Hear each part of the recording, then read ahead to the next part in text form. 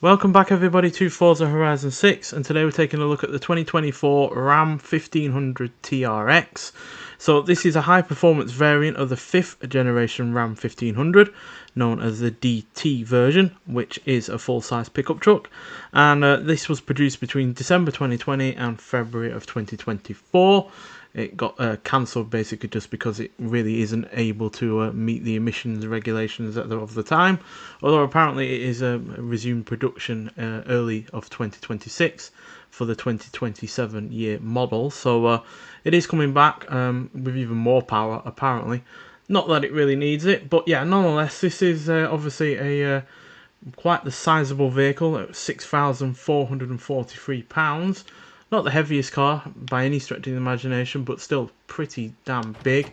And when you consider that as far as the interior space goes, you really don't have much more room in here than a standard hatchback or saloon.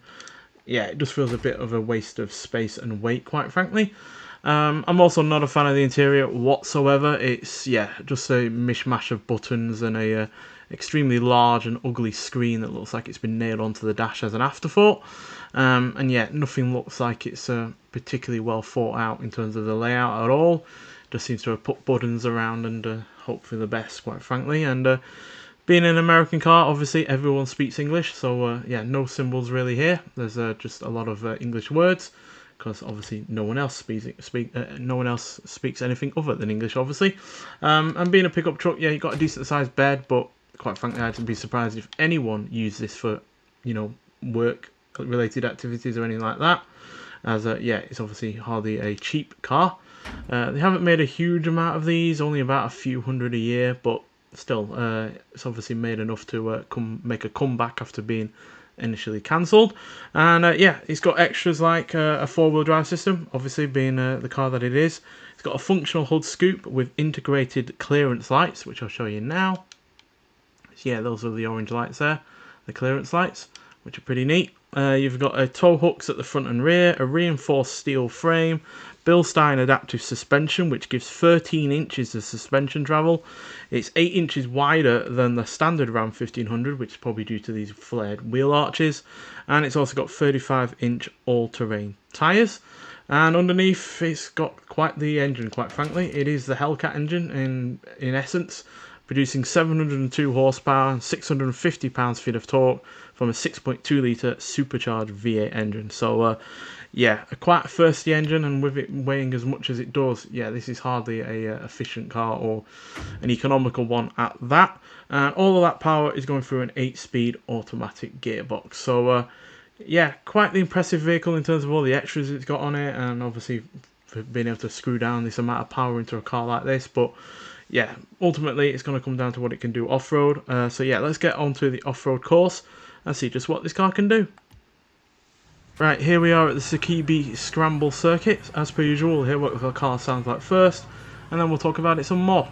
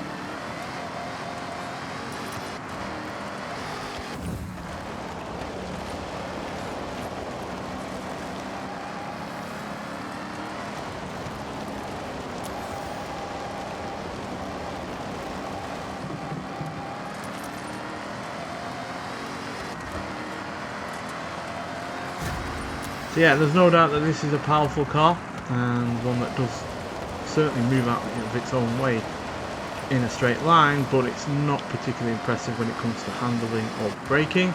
It's doing okay here, but that's just purely because this course isn't the fastest. But I imagine if you took it out onto the road, it would certainly feel a lot more cumbersome than it does here. But yeah, there's no getting away from the fact that it weighs a lot, and it's obviously quite a lengthy vehicle on top of that. And yeah, but still, despite all that weight and the general size of this car, it's still reasonably quick in terms of acceleration. 0 to 60 in 3.586 seconds, and 0 to 109.492 seconds, and it will go to a top speed of 162 miles an hour as far as this game is concerned.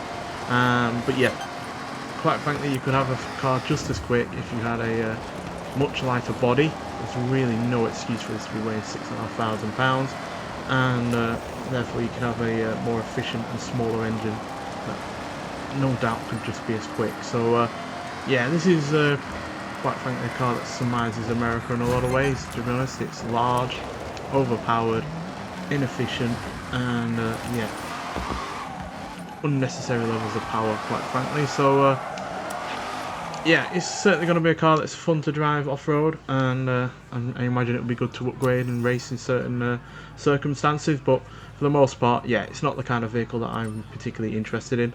I have liked pickup trucks in the past, you know, there have been ones from likes of Chevrolet that I've enjoyed, but they have typically been a bit more restrained, and yeah, generally lighter as well, so they are typically more fun to drive, whereas this, yeah, it just feels its weight, quite frankly, and therefore it doesn't really corner all that well, and you can't be all that confident with it as a result. So yeah, but still, it's nice to have it in the game. It is a new car to the Forza series. We have had the concept version in the previous game, so yeah, it's nice to finally have the full production version, but not my kind of car.